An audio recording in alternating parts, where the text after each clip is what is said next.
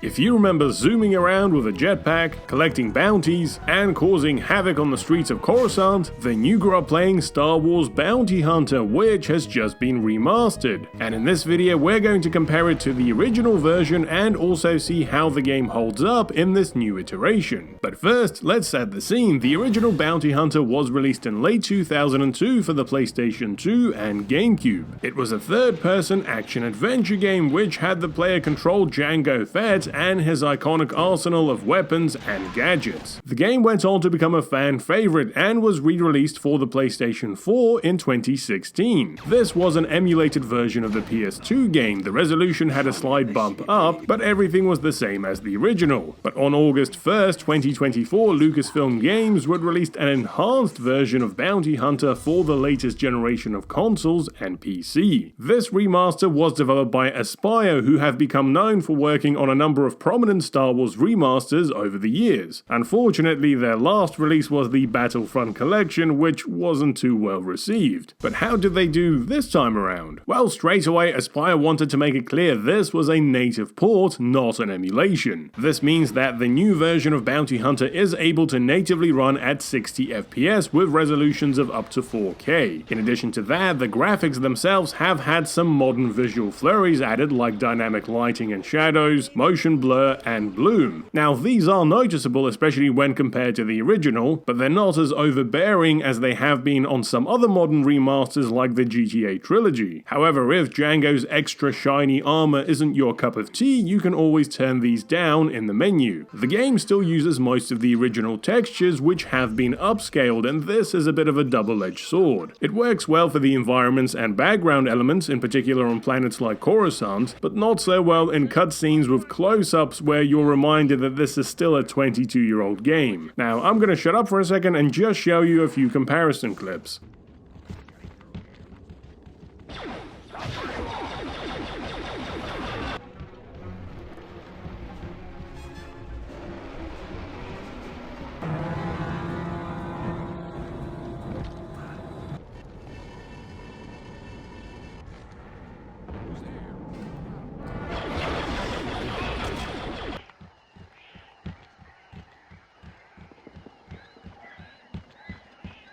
Bounty Hunter's controls have also been overhauled for this new version. Now, the good news is the remaster still retains its legacy control layout, but if you want a more contemporary experience, then try the modern controls. Once again, it really depends on your preference. The PC version also has mouse and keyboard controls, which actually feel surprisingly intuitive for a game which was originally made for the GameCube. The new version also has several quality of life tweaks, like allowing for the blasters to rapidly fire by holding down the triggers instead of messing up your thumb having to spam the square button. Using the bounty scanner also slows down time, allowing you to hone in on your targets with ease. Plus, the camera controls feel a lot more fluid and natural this time around. But those tweaks aside, the core of the gameplay still hasn't really changed. This is still Bounty Hunter for better or worse. Some of the levels are as frustrating as you remember them, and the NPCs are still as awkward as they've ever been. So how does this 22-year-old game hold up now that it's had a fresh coat of paint? Well, Bounty Hunter will always be a product of its time. Released to coincide with the home video release of Attack of the Clones, this game's purpose was to flesh out several backstory elements from the movie. Set a decade earlier, it follows Jango Fett as he accepts a bounty from Count Dooku, which has secretly been devised to test his eligibility as a template for the clone army. I won't go into the finer plot details in case you haven't played the game, but the story is actually pretty good, so definitely check it out. The game's opening chapter takes place on Outland Station. These levels do a great job of introducing the player to both the game's mechanics and Jango's arsenal of trademark weapons and gadgets, including the laser cutter, the hook tie, the dart, the double blasters that go pew pew pew, and of course the most dangerous weapon of all, these hands. Jango also has a scanner which he can use to claim bounties. After all, this game did come out at the tail end of Pokemon Fever, so many games at the time had some sort of collecting element. And even after all these years, Bounty Hunter does a great job of making you feel like you're in the Star Wars galaxy by throwing in a bunch of familiar aliens as goons. We've got the Gamorreans, the Trandoshans, and the Rhodians right from the start. The levels are linear, but the game does have some fun sandbox elements. For example, in this level, you can either escort the contact to the hideout at gunpoint or just start blasting. Looks like these developers were fans of the Phantom Menace game. I love how they make the protocol droids scream when they get shot.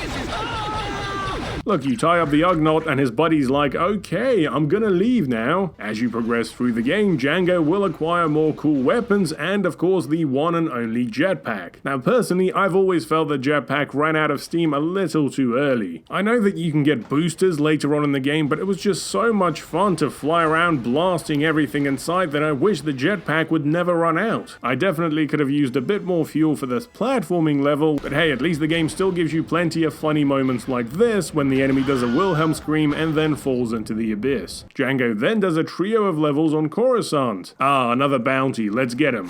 God damn it, I pressed the wrong button. Well, I guess I'm bringing him in crispy hot. I love how you can just run around the streets setting civilians on fire and then some of these bystanders don't even bat an eyelash. Ugh, just another day on Coruscant. That's him, Django.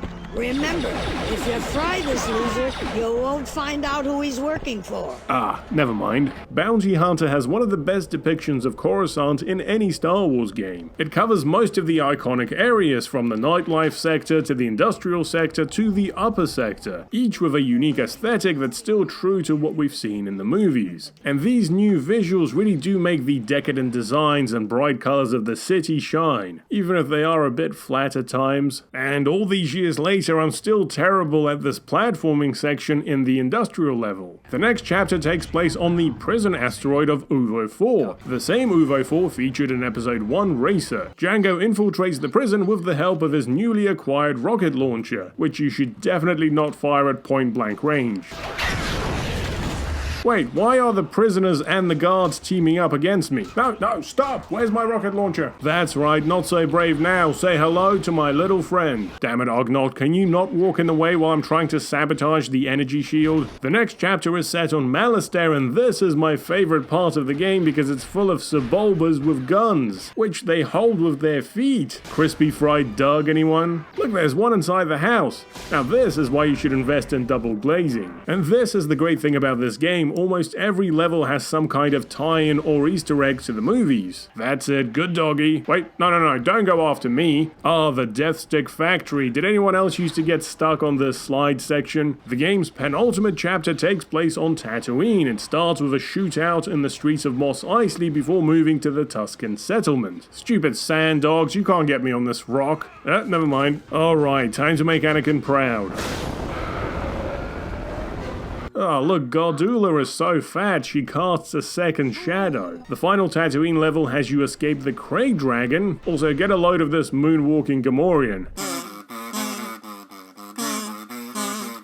Again, the remaster definitely hasn't patched out some of the jank. The final chapter takes place on this creepy planet filled with zombies, which always used to creep me out as a kid. These final few levels really did crank up the difficulty, so get ready to use all of your special weapons and see this screen a lot. All of the bonus content from the original game is still present in the remaster, like the comic book, the trading cards, and the blooper reel. Plus, there is an optional Boba Fett skin, which is something that was absent from the original. And so, there we have it, the original Bounty Hunter compared to the remaster. Overall, I think this is one of the better Aspire remasters, but the original version of the game is still available on the PlayStation Store, which poses the question, is the remaster worth paying the extra money for? Well, I really think it depends on what you want from the game. If you're happy with the old school controls and graphics, then stick to the original, but if you're the type to appreciate the modern control set and visual flourishes, then definitely give the remaster a try. But that's just my take. Please let me know your thoughts on the Bounty Hunter remaster in the comments below. As always, thanks for watching. Please consider supporting me on Patreon, and a big thanks to all my existing patrons. Also, if you've enjoyed this video, please like, subscribe, and hit the bell. Thanks for watching, and I'll see you next time.